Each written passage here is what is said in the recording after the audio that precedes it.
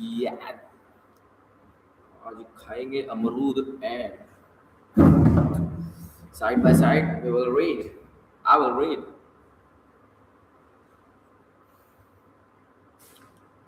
These cigarettes. Porfiry Petrovich ejaculated at last. Having lighted one, they are pernicious, positively pernicious. Yet, I can give them up.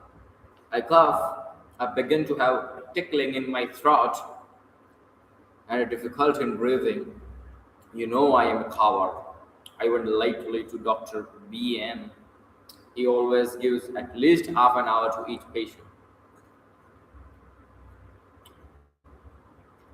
He positively laughed, looking at me. He sounded me. Tobacco is bad for you, he said. Your lungs are affected. But how am I to give it up? What is there to take its place? I don't drink. That's the mischief. That I don't. Everything is relative. Romanovich, everything is relative.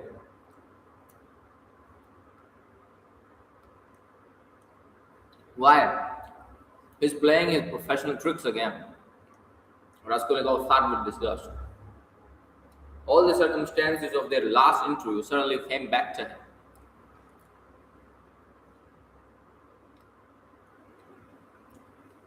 and he felt a rush of the feeling that had come upon him then.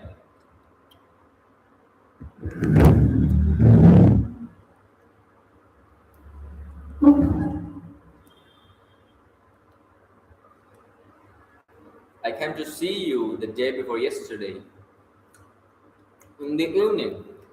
You didn't know? Porfiry Petrovich went on, looking round the room. I came into this very room.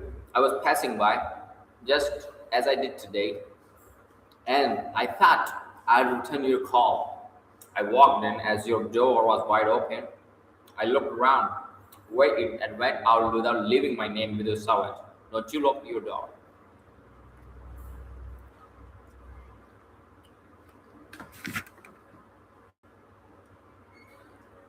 Raskolnikov's face grew more and more gloomy. Porfiry seemed to guess his state of mind.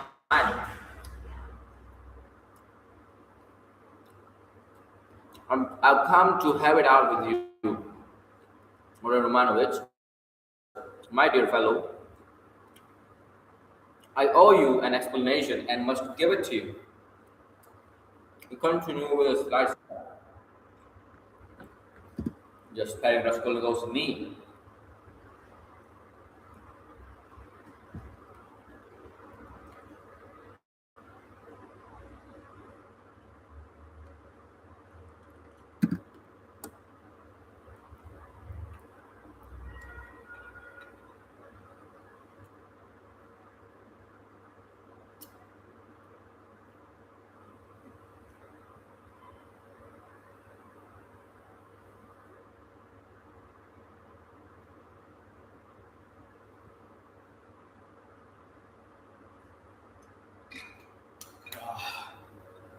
Damn.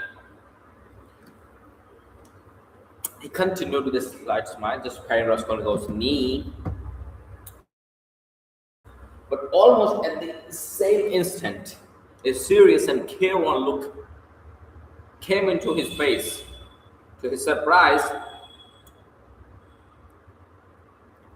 Raskolnikov saw a touch of sadness in it. He had never seen and never suspected such an expression in his face. A strange scene passed between us last time we met, Rodion Romanovich. Our first interview, too, was a strange one. But then, and one thing after another, this is the point. I have perhaps acted unfairly to you.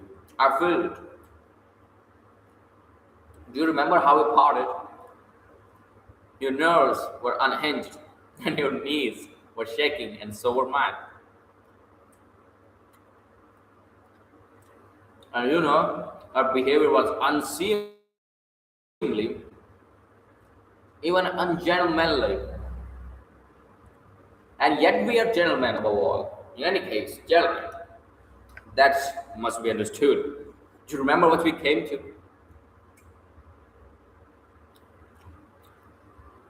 It was quite indecorous. What is he up to? What does he take me for? Raskolnikov asked himself in amazement. Raising his head, looking with open eyes on Porfiry, I've decided openness is better between us. Porfiry Petrovich went on, turning his head away and dropping his eyes, as though unwilling to disconcert his former victim.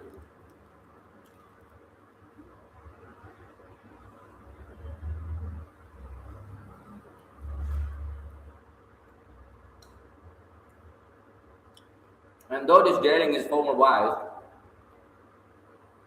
yes, such suspicions and such scenes cannot continue for long. Nikolai put a stop to it. Or I know what we might not have come to. That damned workman was sitting at the time in the next room. Can you realize that? You know that, of course. And I am aware that he came to you afterwards. But what you suppose then was not true. I had not sent for anyone.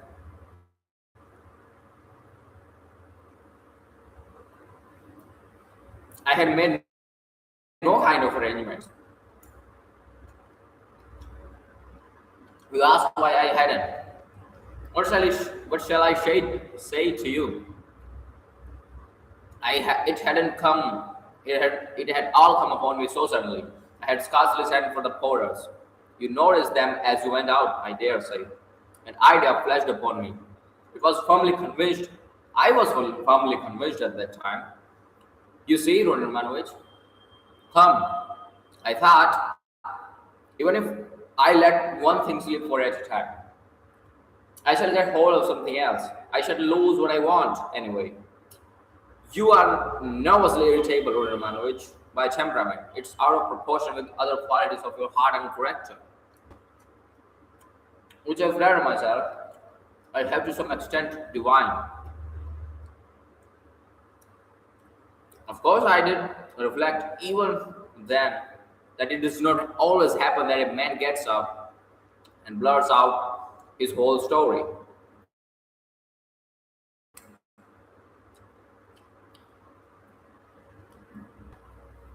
It does not happen sometimes. It does happen sometimes. If you make a man lose all patience, though even then it's rare, I was capable of realizing that. If I only had a fact, I thought, the least little fact to go upon, something I could lay hold of, something tangible, not merely psychological. For if a man is guilty, you must be able to get something substantial out of him. One may reckon upon most surprising results indeed.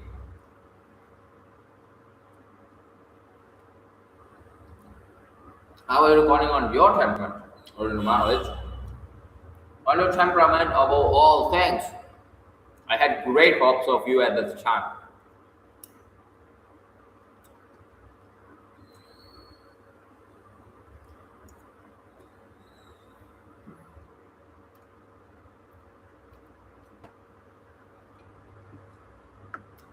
But what are you divining it, driving it now?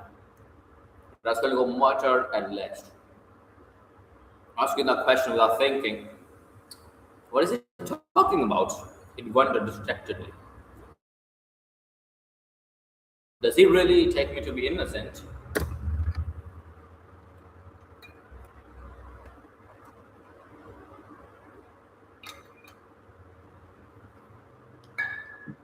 What am I driving it at? I come to explain myself.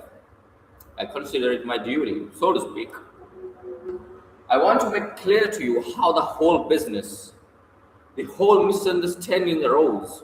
I've caused you a great deal of suffering, Goran Romanovich. I'm not a monster. I understand what it must mean for a man who has been unfortunate, but who is profound, who is proud, imperious, and above all impatient.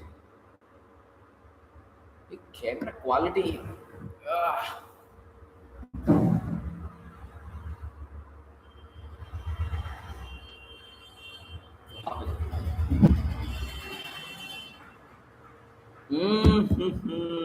That is what I need.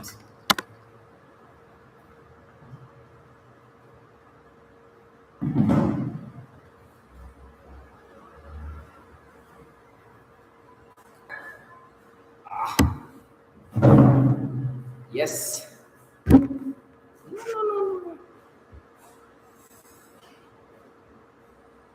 But who is proud, imperious, and above all impatient to have to bear such treatment? I regard you in any case as a man of noble character, and not without elements of magnim, magnanimity. Magnanimity. Magnanimity. Though I don't agree with all your convictions, I wanted to tell you this first, frankly and quite sincerely, for above all, I don't want to deceive you. When I made your acquaintance, I felt attracted by you. Perhaps you will laugh at my saying so. You have a right to know.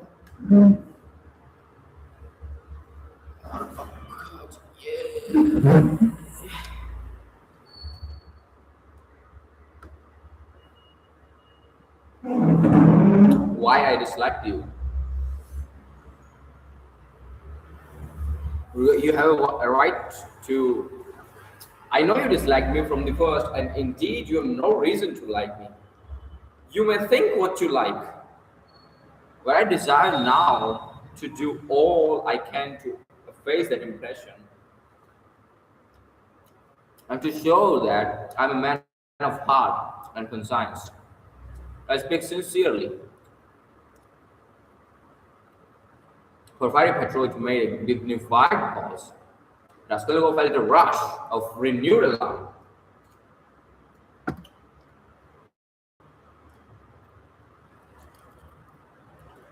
The thought that Porfiry believed him to be innocent began to make him uneasy. It's scarcely necessary to go over everything in detail, Porfiry Petrovich went on.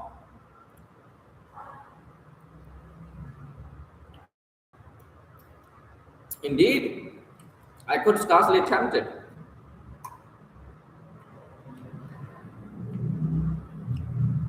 To begin with, there were rumors. To whom? How? And when those rumors came to me and how they affected you, I need not to go into. I did not go into.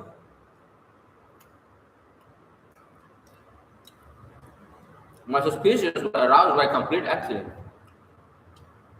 It might just as easily not have happened.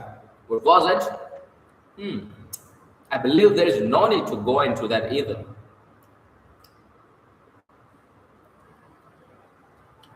Those rumors and that accident led to one idea in my mind. I admit it openly. For one may as well make a clean breast of it. I was the first to pitch on you. The old woman's notes on the pledges and the rest of it, that all came to nothing. Yours was one of 100. I happened to hear of the scene at the office from a man who described it capitally and constantly reproducing the scene with great vividness.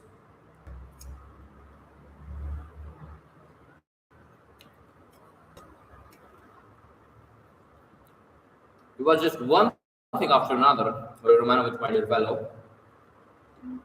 I thought I avoid being brought to certain ideas, From 100 rabbits, you can make a horse. 100 suspicions don't make a proof, as the English proverb says. But that's only from the rational point of view. You can't help being partial. For after all, a lawyer is only human. I thought too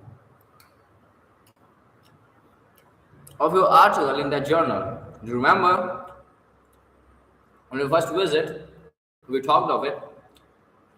I jeered at you at the time, but that was only to lead you on. I repeat, Romanovich, you are ill and impatient, that you are bold, headstrong,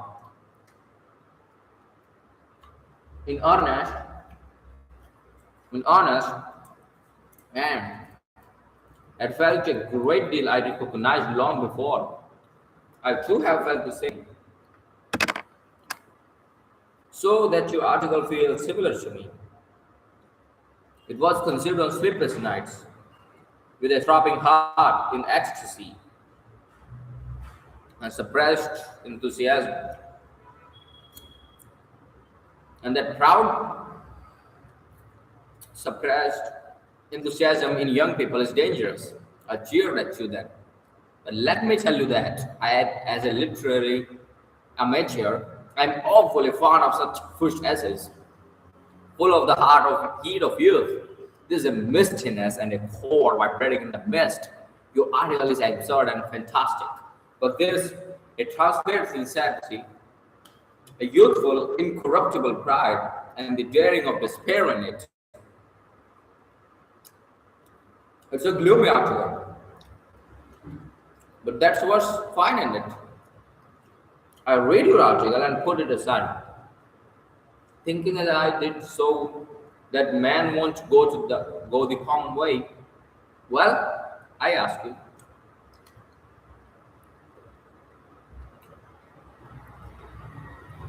after that is a preliminary. How could I have been carried away by what followed?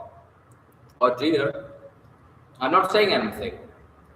I'm not making any statement now.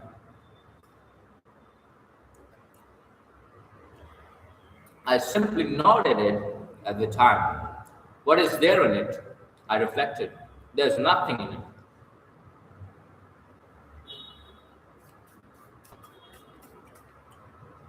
There's really nothing, and perhaps absolutely nothing. And it's not at all the thing for the prosecutor to let himself be carried away by notions. Here I have Nicole on my hands with actual evidence against him. You may think what you like of it, but it's evidence. It brings in his psychology too. One has to consider him too, for it's a matter of life and death. Why am I explaining this to you? That you may understand and not blame my malicious behavior on that occasion. It was not malicious, I assure you. Do you suppose I didn't come to search your room at the time? I did. I did. I was here when you were lying ill in bed. Not officially, not in my own person. I was here. Wait a second.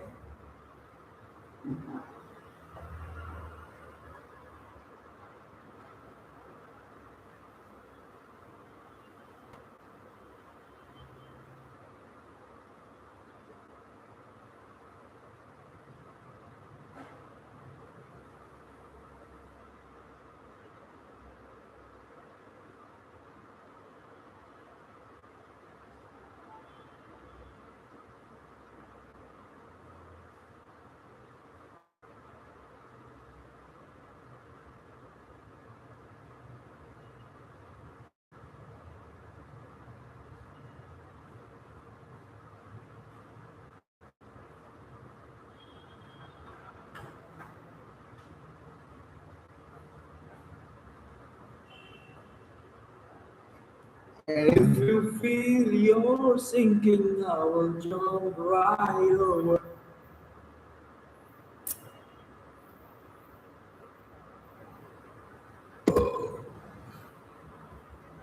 Your room was searched to the last thread as at the first suspicion. But honest, I thought to myself, now that man will come to himself.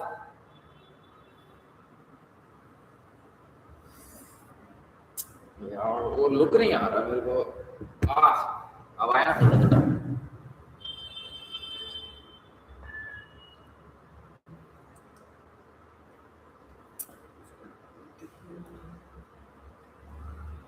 yes yes sir will come to himself and quickly chew if he's guilty. He's sure to come, another man wouldn't. But he will. And you remember how Mr. Razumihin began discussing the subject with you? We arranged that to excite you. So, we purposely spread rumors that he might discuss the case with you. And Razumihin is not a man to restrain his indignation. Mr. Zamino was tremendously struck by your anger and your open daring. Think of blurting out in a restaurant, I killed her. It was too daring, too reckless. I thought so myself. If he is guilty, he will be formidable opponent. That was what I thought at the time. I was expecting you. But you simply bowled Zamino over, and, well, you see, it all lies in this that this damnable psychology can be taken two ways. Well, I kept expecting you, and so it was. You came. My heart was fairly throbbing. Now, why did you have come? Your laughter through as you came in. Do you remember? I saw it all plain as daylight. But if I had expected you so specially, I should not have noticed anything in your laughter. You see what influence a mood has? Mr. Razumihin then. That stone under which the things were hidden. I seem to see it somewhere in a kitchen garden. It was in a kitchen garden, you told Zamiro, and afterwards you repeated that in my office. And when we began picking your article to pieces, how you explained it, one could take every word of yours in two senses, as though there were another meaning hidden. So, in this way, Lord Romanovich, I reached the farthest limit, and knocking my head against a post, I pulled myself up, asking myself what I was about. After all, I said, you can take it all in another sense if you like. And it's more natural so. Indeed, I couldn't help admitting it was more natural. I was bothered. No, I'd better get hold of some little fact, I said.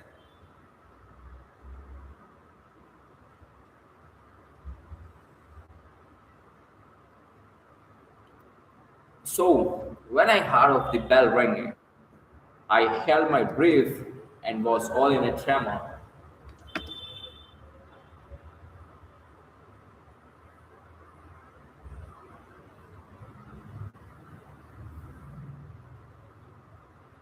Oh,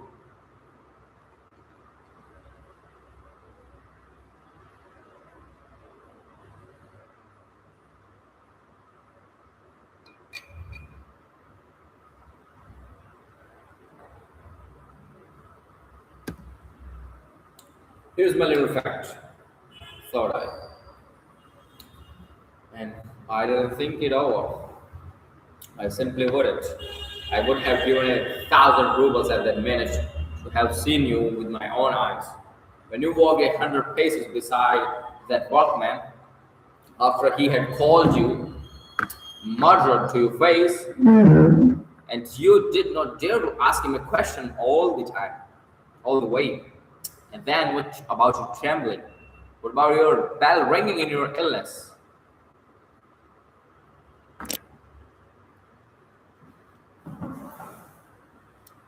Yes, that's good.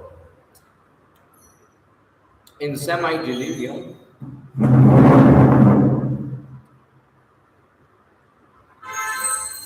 and so, Romanovich,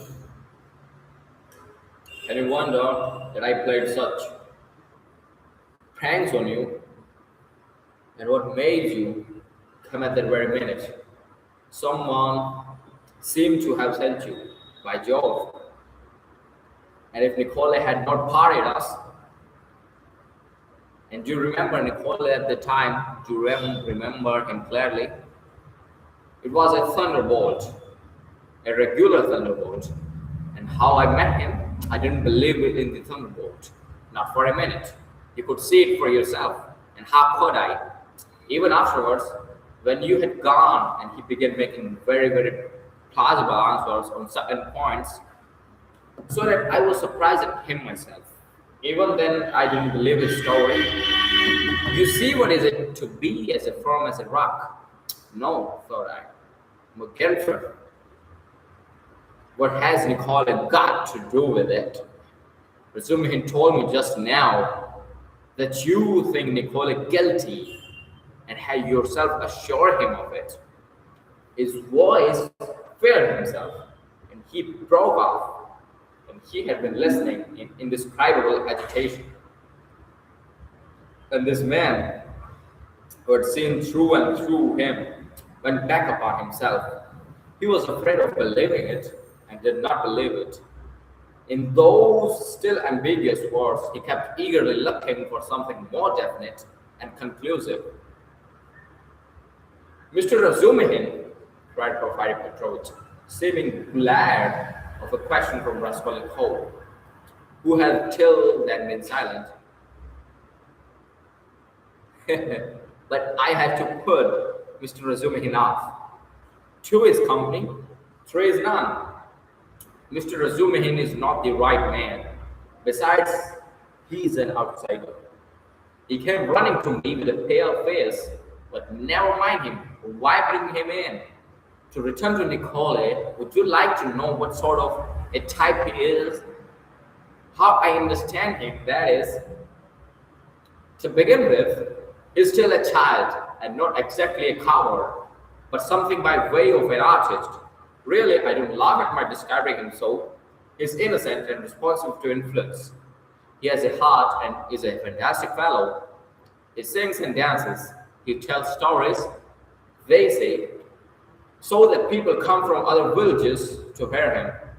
He attends school too and laughs till he cries if you hold up a finger to him.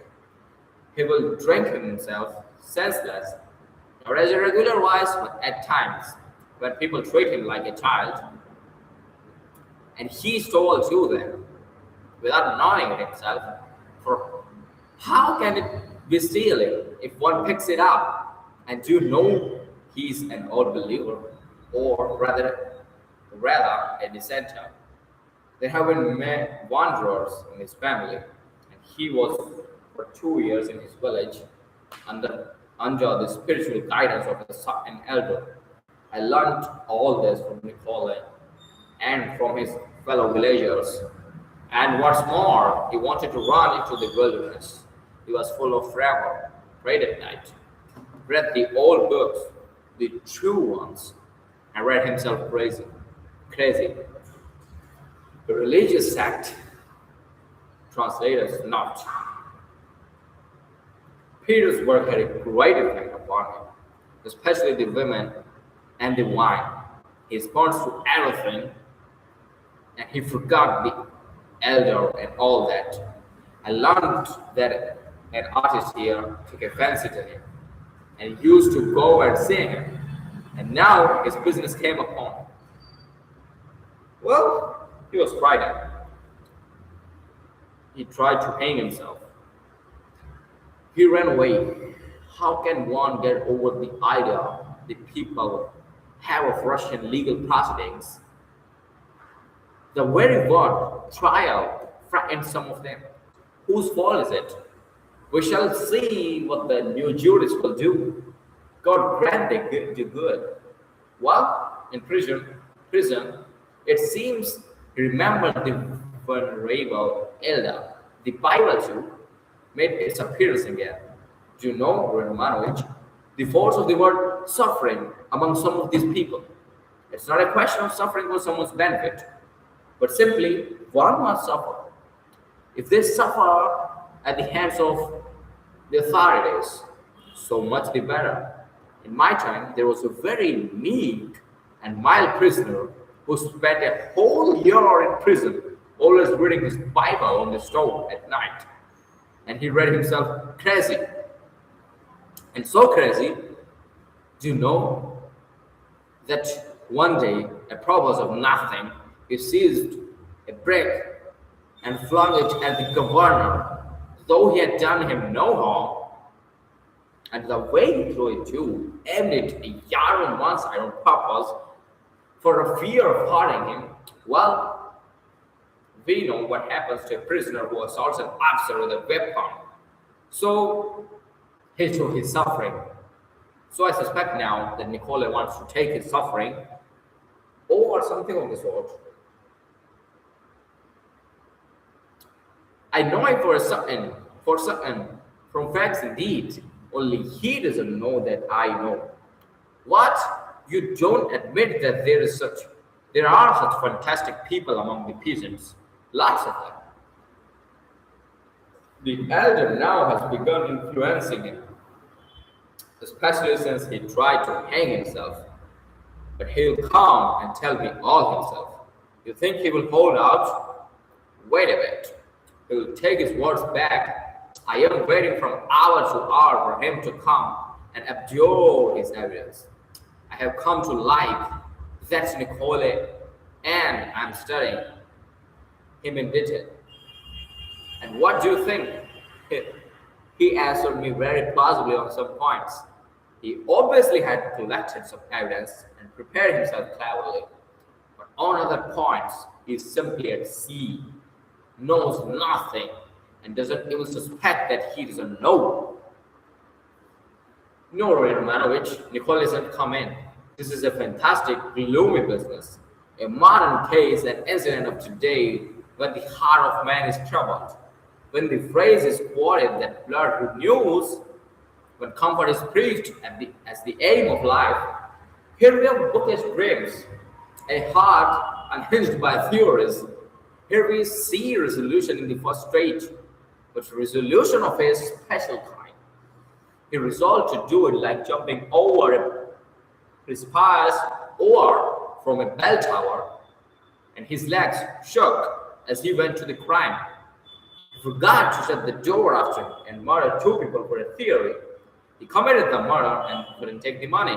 And what he did manage to snatch up, he hid under a stone. It wasn't enough for him to suffer agony behind the door while they battered at the door and rung the bell.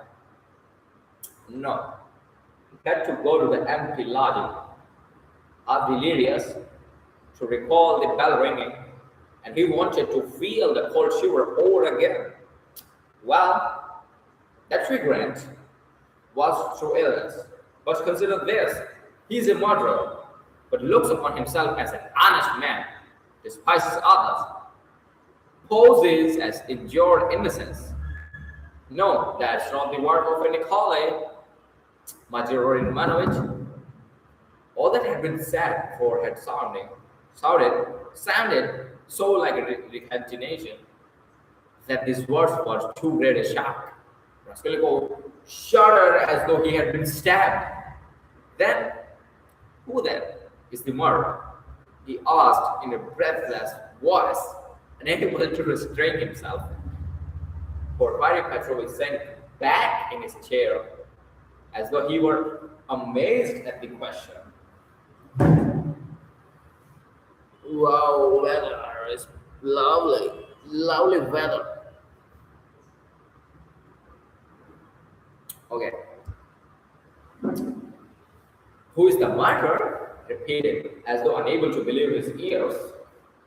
Why, you, Romanovich, you are the murderer, he added, almost in a whisper, or not actually, in a voice of genuine conviction. Raskolnikov leaped from the sofa, stood up for a few seconds, and sat down again without uttering a word. His face twitched convulsively. Your lip, It's twitching just as it did before. Porfiry Petrovich observed almost sympathetically. You've been misunderstanding me, I think, Dorian Ivanovich, he added after a brief pause. That's why you are so surprised. I came on purpose to tell you everything and deal openly with you. It was not I murdered her, Raskolnikov whispered, like a frightened child caught in the act. No, it was you, Romanovich, and no one else. Porfiry whispered sternly with conviction. They were both silent, and the silence lasted strangely long, about 10 minutes. Raskolnikov put his elbow on the table, passed his fingers through his hair. Porfiry Petrovich sat quietly waiting. Suddenly, Raskolnikov looked scornfully at Porfiry. You are at your old tricks again, Porfiry Petrovich. Your old method again. I wonder you don't get sick of it. Ah, stop that. What does that matter now? It would be a different matter if there were witnesses present. But we are whispering alone. You see yourself that I have not come to chase and capture like a hare. Whether you confess it or not, is nothing to me now. For myself, I am convinced without it. If so, what did you come for? Raskolnikov asked irritably. I ask you the same question again. If you consider me guilty, why don't you take me to prison? Oh, that's your question. I will answer it, point for point. In the first place, to arrest you so directly is not to my interest. How so? If you are convinced, you ought. What if I'm convinced? That's only my dream for the time. Why should I put you in safety? You know that's it. Since you asked me to do it, if I confront you with that workman, for instance, you say to him, were you drunk or not? Who saw me with you? I simply took you to be drunk. And you were drunk too. Well, what could I answer? Especially as your story is more likely one than his. For there is nothing but psychology to support his evidence. That's almost unseemly with his ugly mug. Why do hit the mark exactly? For the rascal is an inveterate drunkard, notoriously so. I have myself admitted candidly several times already that the psychology can be taken in two ways, and that the second way is stronger and looks far more probable. And that apart from you, and that apart from that, I have as yet nothing against you. Though I shall put you in prison, and indeed have come, quite contrary to etiquette, to inform you of it beforehand, yet, I tell you frankly, also contrary to etiquette, that it won't be to my advantage. Well, secondly, I have come to you because, yes, secondly, Raskolnikov was listening breathless. Because, as I told you just now, I consider I owe you an explanation. I don't want you to look upon me as a master, as I have a genuine liking for you.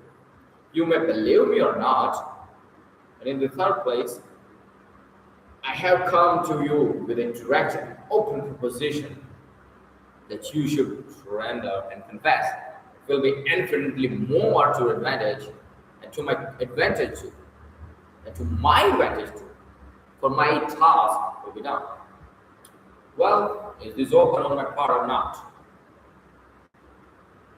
Raskolnikov thought a minute. Listen, Porfiry Petrovich, You said just now you have nothing but psychology to go on. Yet, now you've gone on mathematics. Well, what if you're mistaking yourself? Now, no, Romanovich, I'm not mistaken. I have a little fact, even then. Providence sent it me. What little fact? I won't tell you what, Romanovich, and in any case, I haven't the right to put it off any longer. I must arrest you. So think it over. It makes no difference to me now. And so I speak only for your sake. Believe me, it will be better, Romanovich. Raskolnikov smiled malignantly. That's not simply ridiculous. It's positively shameless. Why, even if I were guilty, which I don't admit, what reason should I have to confess?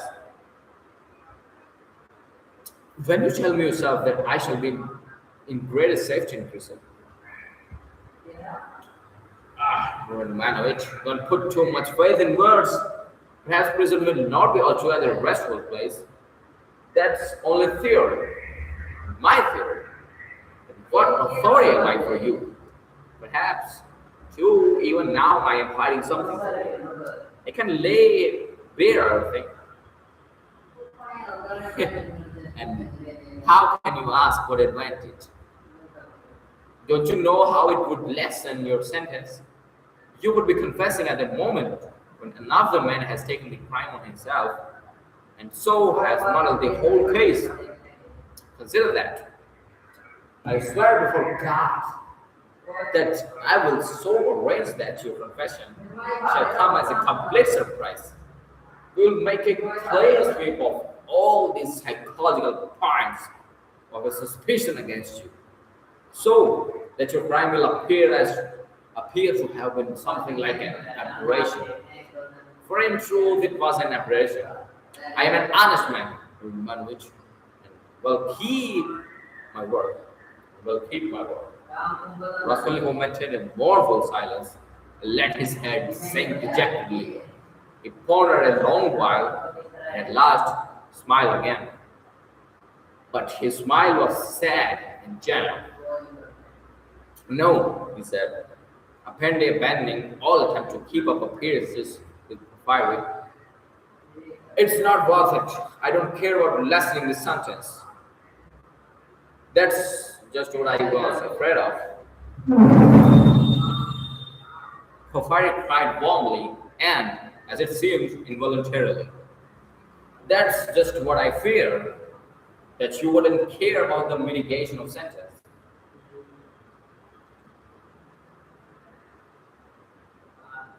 Raskolnikov looked sadly and expressively at him. Don't disdain life.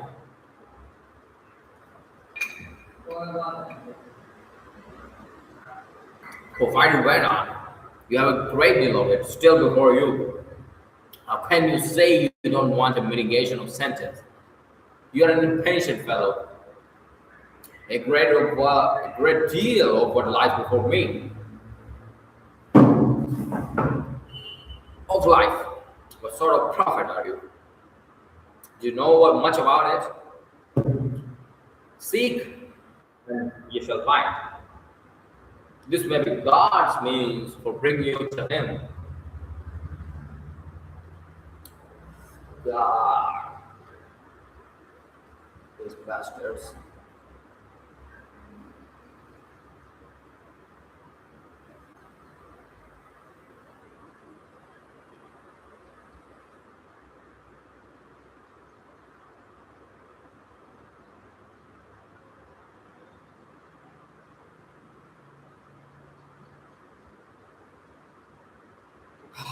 And it's not forever, the bondage.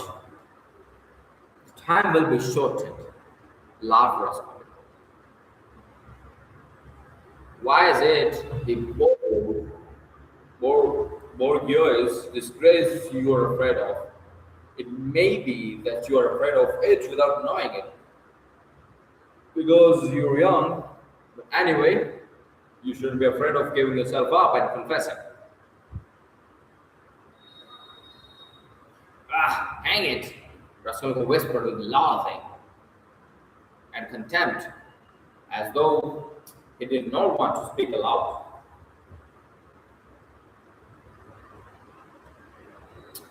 He got up again as though he meant to go away, but sat down again in evident despair. Hang it, if you like. You lost faith, and you think that I am grossly frightened you. How long has your life been? How much do you understand? You made up a theory and then were ashamed that it broke down and turned out to be not at all original. It turned out something base. That's true, but you're not hopelessly base. By no means so base. At least you didn't deceive yourself for long. You went straight to the farthest point at one bound. How do I regard you? I regard you as one of those men who would stand and smile at their torturer while he cuts their entrails out. If only they have found faith or God. Find it, and you will live. You have long needed a change of air. Suffering, too, is a good thing. Suffer. Maybe Nicole is right in wanting to suffer. I know you don't believe in it, but don't be overwise. Fling yourself straight into life without deliberation. Don't be afraid. The flood will bear you to the bank and set you safe on your feet again. What bank? How can I tell? I only believe that you have long life before you. I know that you take all my words now for a set speech prepared before, but maybe you will remember them after. They may be of use sometime. That's why I speak. It's as well that you only killed the old women. If you'd invented another theory, you might perhaps have done something 1,000 times more hideous. You ought to thank God, perhaps. How do you know? Perhaps God is saving you for something. But keep a good heart and have less fear. Are you afraid of the great expiation before you? No. It would be shameful to be afraid of it. Since you've taken such a step, you must harden your heart. There is justice in it. You must fulfill the demands of justice. I know that you don't believe it. Indeed, life will bring you through. You will live it down in time. What you need now is fresh air, fresh air, fresh air. Raskolnikov positively started. But who are you? What prophet are you? From the height of what majestic calm you proclaim these words of wisdom? Who am I? I'm a man with nothing to hope for. That's all. A man, perhaps of feeling and sympathy. Maybe of some knowledge too. My day is over. But you are a different man. There is life waiting for you. Though, who knows? Maybe your life too will pass off in smoke and come to nothing. Come, what does it matter that you will pass into another class of men? It's not comfort to regret with your heart. What of it that perhaps no one will see you for so long? It's not time, but yourself that will decide that. Be the sun, and all will see you. The sun has before all to be sun. To be the sun.